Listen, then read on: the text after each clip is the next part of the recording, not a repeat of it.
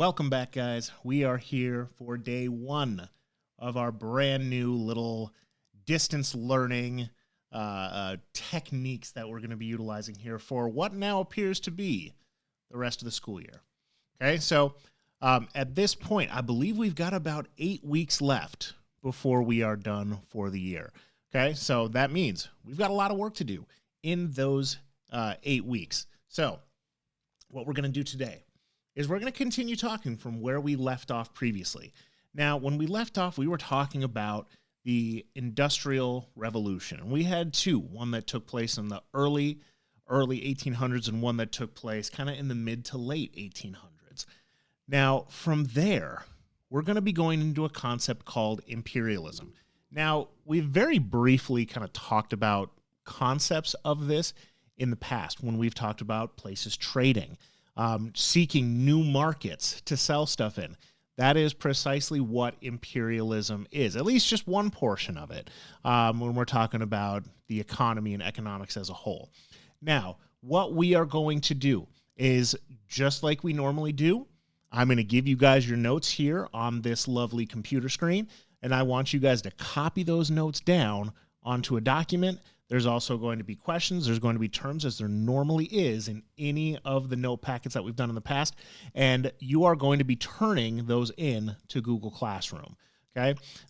So if you have questions on that, once we finish up here, please feel free to shoot me an email, shoot me a comment, whatever it is that you have a question about, and I will make sure that you get that question answered as soon as possible. All right, so let's jump into what we're going to be doing here today, and that is colonial rule in Southeast Asia. So as we're talking about imperialism here, this really is a worldwide phenomenon. But we're obviously, given the title here, we're going to be focusing more on the Asian markets.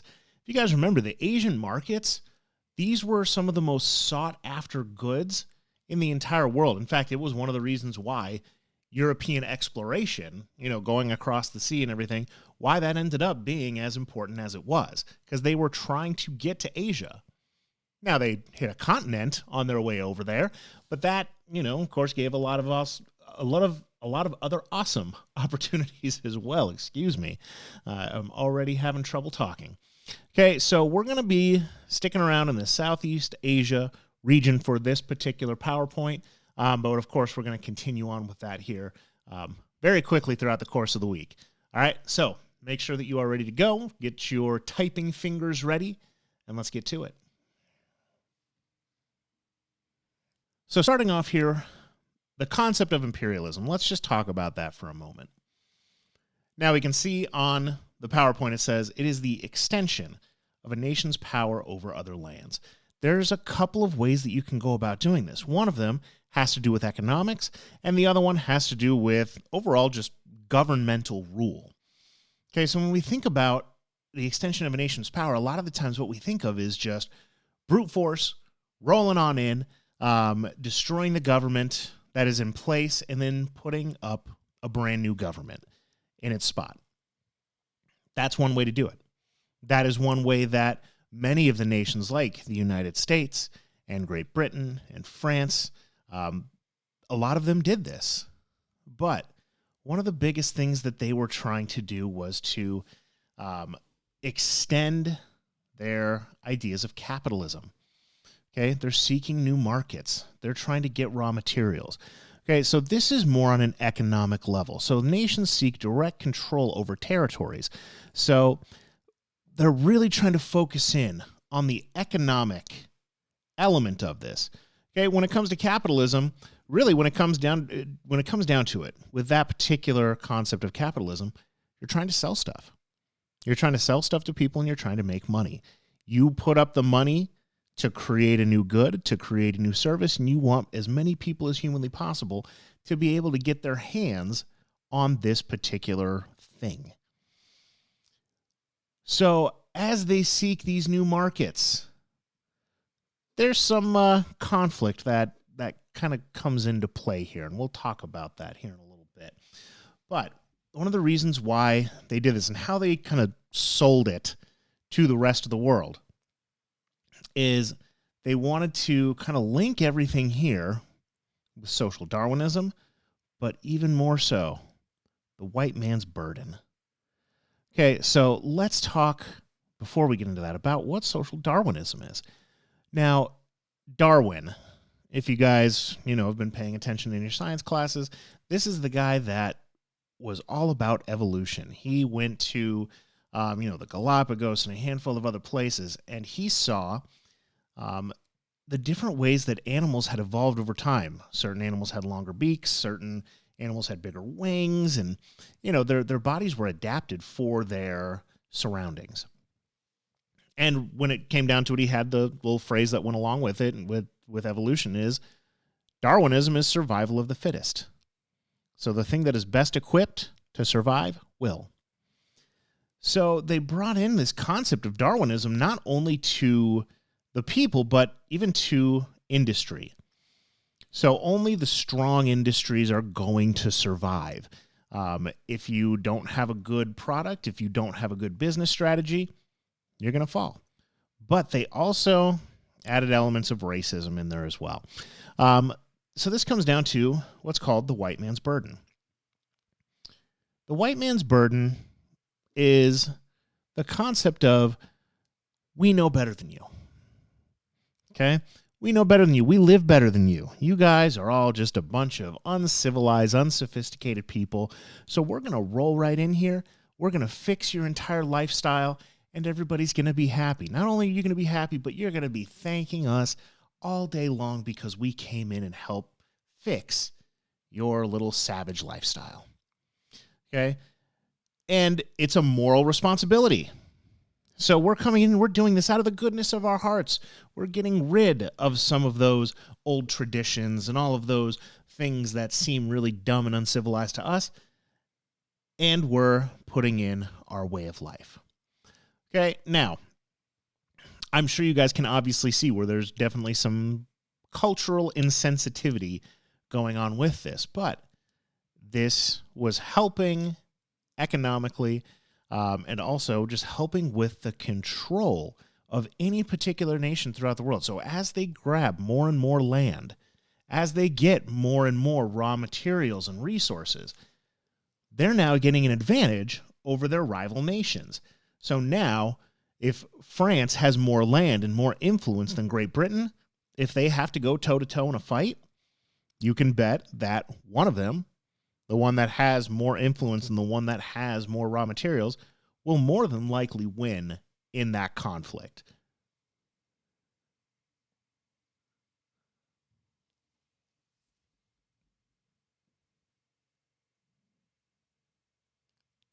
By the time we get to the 1900s, Asia is really ruled by a lot of these Western nations. You guys can see here in the picture. So we've got this guy up here. He is clearly supposed to be of Asian descent. However, we can also see, given that this is a piece of what's called propaganda, you can see that this guy is not really depicted in a way that's favorable, right? He's got the big, long claws. He's got the big, mean, angry face. Kind of got like some sharp teeth hanging out there. So, I mean, this is really quite the caricature of what the Asian people were. But then also we've got all these folks down here. So these guys are all of the different European nations. Okay, we've got Japan. Okay, we've got France. We've got England. Okay, so we've got quite a few folks all throughout Europe that are vying for control. And we can see right here, this is China. And these guys are all trying to slice it up like it's a big old piece of pie. So Great Britain really steps in. And they claim Singapore. And when they get to Singapore, this actually becomes a really important stop on the way over to China. And so they're going to be majorly influential in the trade that is going in and out of China. Now, Britain controls also another region called Burma. And this is kind of more in the Indian region. And so they're able to protect a lot of their possessions. Okay. So these are the guys that are controlling the trade that is going in and out of China at that point in time.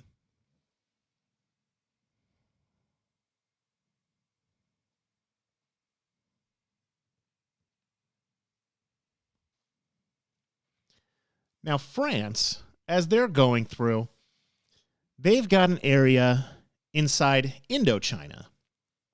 Now, this area, you guys have probably heard of it before. It is Vietnam. Now, the influence of the French and this control by the French is actually going to be one of the big reasons that the Vietnam War that takes place in the 70s, it's going to be huge in setting that particular conflict up. And hopefully, by the time we get to the end of the year, we'll have gotten to that point. We'll kind of see everything's been kind of thrown up in the air here because of what's been going on. But hopefully we'll be able to get there by the end of the year. Now, French missionaries are coming through to Vietnam in order to kind of teach them about Catholicism and teach them about the Western European culture and traditions and so on. And of course, the people view Christianity as a threat to their Confucian doctrine. So if you guys remember back in the very first semester, we talked about the concept of Confucianism. So we see these two things now ideologically butting heads with each other.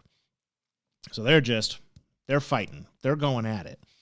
Now, as they do, again, the French are really pushing their way in. They're going to try to civilize as many of these people as they possibly can. Now, internal rivalries divide Vietnam in two. So we've got northern Vietnam and southern Vietnam.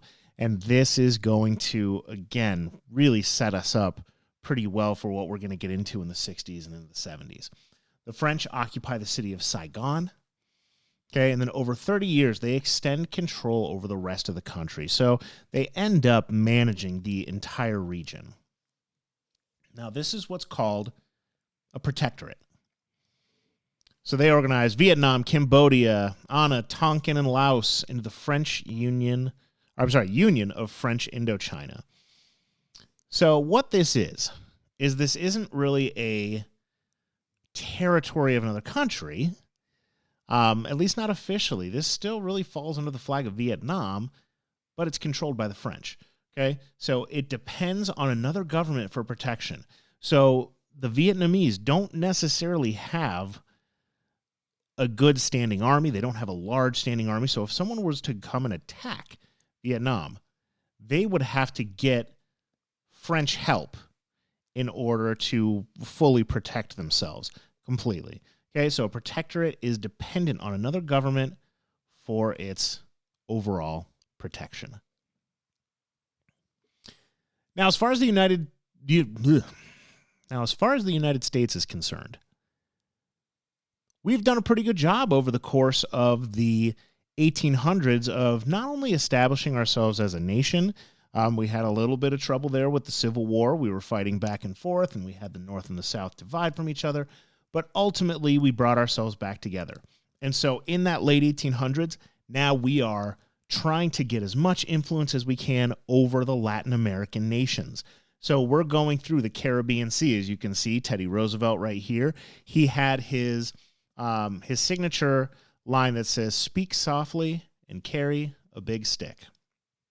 As you guys can see, this right here is the big stick that he was talking about. Now, on top of that, his other big stick is all of this. So all of these ships.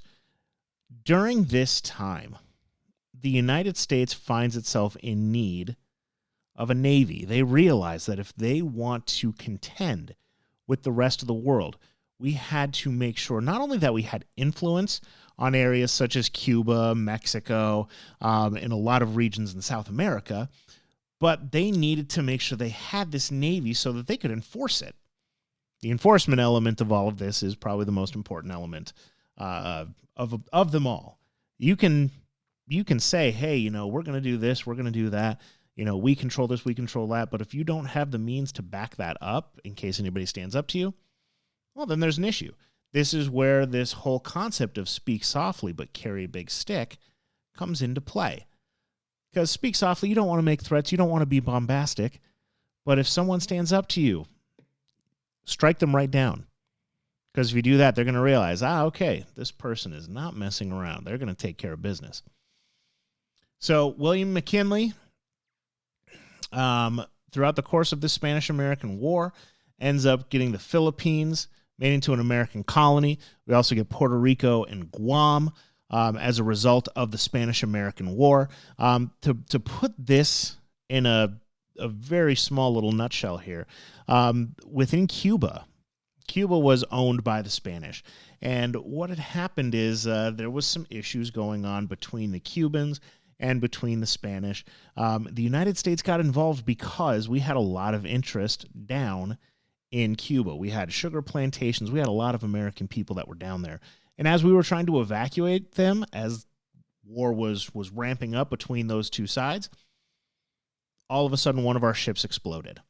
And that got us directly involved after that. Now, after we fight, it results in a victory. And again, we get the Philippines, we get Puerto Rico, we get Guam as part of the United States. Now, as you can probably tell, none of those places are official U.S. states. Okay, so Puerto Rico, for example, is probably the closest to becoming a state. And they've been, kind of wanting that for years, but we just have never really gotten to it just yet. But one day, we very well might see an American flag with a 51st star on it.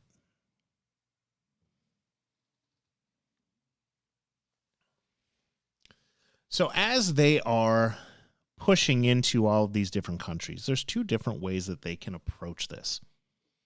You can do it through indirect rule or direct rule. Okay, so when we're looking at indirect, the local rulers are allowed to maintain authority. This can be a really beneficial way to control things. Now, in all the times that we've talked about some of the ancient empires, when we talked about Alexander the Great, when we talked about the Egyptians, one of the things that they did is they would have conquered nations still run themselves. However, they would still be under the control of the person that conquered them. Okay, so it made access to the region's natural resources easier and less impact on the local culture. Okay, so they didn't necessarily have to change the way of life. Now, direct rule. So the local elites, so the people who are in the higher echelon and the nobility, they get removed. They're removed from power. New officials are appointed by the colonizing country. So we decide what their government is going to look like, who's in charge, who's supposed to do what. That gives more control, but it also, in a way, alienates the people that are already living there. Okay, so again, this comes down to the white man's burden. So we talked about that already.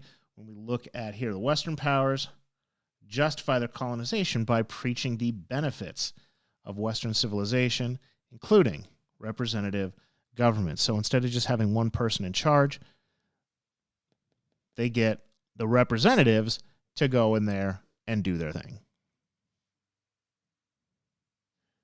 So the benefits here, there's a lot of benefits to colonization. One of them being the beginning of a modern economic system.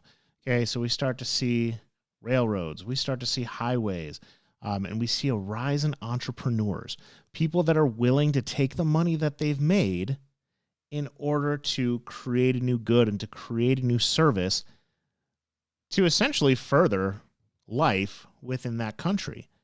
Okay, because sometimes, the things that they create, they're kind of meaningless, right? We look at stuff like, we've got new types of Bluetooth mice that we use on our computers. Is that changing the world? No, definitely not. But then we look at things like our cell phones. Now, obviously, nowadays, they're not necessarily changing the world.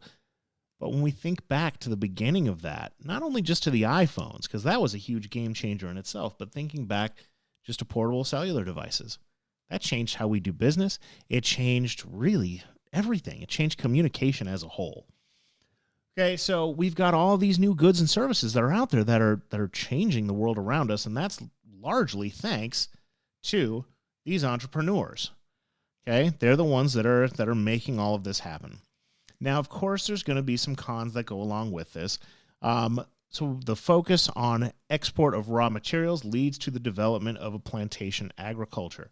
Now, one of the things that we know, at least when it comes to the United States, the emphasis of plantation agriculture means an increase in slavery. So the more plantations, the more agriculture that is needed throughout the world, slavery becomes the answer to that. Because they're the ones that are working all those fields. They're the ones that are picking and harvesting everything. And so without slavery, it takes a pretty big hit.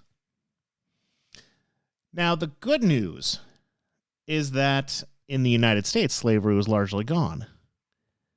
But when it comes to some of these other nations, we weren't really seeing slavery ended everywhere just yet. Okay, so wages for workers are at poverty levels. Okay, so when we talked about industrialization, a lot of the folks that are working in those factories, they're not very skilled people. And they're kind of taken advantage of in many, many ways. So the poverty levels were pretty high. Unhealthy working conditions, that again goes with what we just talked about here with manufacturers. And then, of course, high taxes. So overall, I mean, there was a lot of good to come out of this. But, of course, with the good, there's always a little bit of bad that goes along with it as well. So for this particular slide, I'm not going to get too deep into any of this, but just so you guys know, there was a lot of resistance to colonial rule. Not everybody wanted to be brought into the new Western civilization and taking part in what they felt were the best traditions and having the best clothing and the best goods and so on. Some people were very happy just living their lives the way that they did. And so we have, people out in Vietnam, we have people out in Burma that start to resist against these colonial rulers. Now, the problem is that a lot of these big nations, especially France, these guys have a big army. And so regardless of the fact that these people resisted, they weren't really able to push these guys off. Whether it was using a standing army or in the case of Burma, they would actually use peasants. So just the regular people, the regular folks that farmed and that went to work every single day, they would go and they would revolt against these people as a form of resistance. Now, the problem is that when you have a small group of people, you're usually going to end up failing. When you're going against a larger and more technologically advanced army, that could be a pretty big problem. Okay, but that doesn't stop people from resisting. Just because you might be unable to beat them technologically, that doesn't necessarily mean that victory or defeat is assured for either side. If we look way back to the beginning of the United States, we had no business going up against the British. We would have absolutely, if we faced them in the field, if we had one army against the other, and it was the full army, you can bet that the British absolutely would have walked away with the win. You just got to get creative. And so they would use guerrilla tactics and so on, and as you guys know, they won. Okay, so we don't want to look purely at army size and technology as a way that's going to eliminate the possibility of a country freeing itself. So the resistance leaders, they would try to defend what they had, and sometimes it would be successful. Most cases, unfortunately, not so much. But what we start to see is once we get into the 1930s, they start working and changing from resistance movements, and instead of trying to completely destroy these other countries, they start working towards national independence. So once you have your independence, then that means that you can kind of control your own destiny and put in your own government. Okay, now, again, this isn't the case for every single nation that was involved in this imperialism. There was a lot of nuance to this, and not everybody in every country had the same circumstances to go along with everything. All right, guys, so With that being said, that is all I have for you as far as notes are concerned here for today. So good job. All right. Good job getting that done. What you need to do at this point, you are going to take the notes that you have and you are going to turn them in through Google Classroom. But what you need to include in there is the terms, questions, and summaries, just like you would with any other note packet. And guys, we're going to kind of handle this the same way that we do with our notebook checks. Each of these will be worth 10 points. And so as you get them done, I will be putting them in the grade book, and you will see kind of your notebook checks add up to each other. Okay. Again, guys, I know that this situation is a little different, and it's really unusual. And I know we're all kind of working to figure out what our comfort level is on this. Okay. So I really think it's important over the course of the next week, really the next handful of weeks until we finish up with the school year. Guys, give me your feedback. What is working for you? What isn't? What do you think I can do to make things easier for you? Short of giving you guys less work or giving you all the answers, I kind of want to make you work for it a little bit here. But if there's something that I can do, like doing live streams or doing the lectures, in front of you guys, if I can do that, guys, I will set aside time to do that. All right. So let me know what's going to help you guys the best. Reach out, whether it's something that has to do with class or if you want to talk about what you've been doing over the course of our quarantine here for the last handful of weeks. Guys, I got to say I miss you guys. This is the first year that I've consistently had a class or multiple classes with just great people in it that I don't have any issues with whatsoever. Maybe that's being too honest. I don't know, but you guys are fantastic. I miss you guys immensely. Hopefully we'll be able to see each other once we come back, in August. But for the time being, guys, give me any feedback that you can to help me make the experience better for you. Let me know what I can do to help you, and make sure that you get this turned in through Google Classroom. There will be due dates on assignments, so make sure that you're paying attention as to when those due dates are.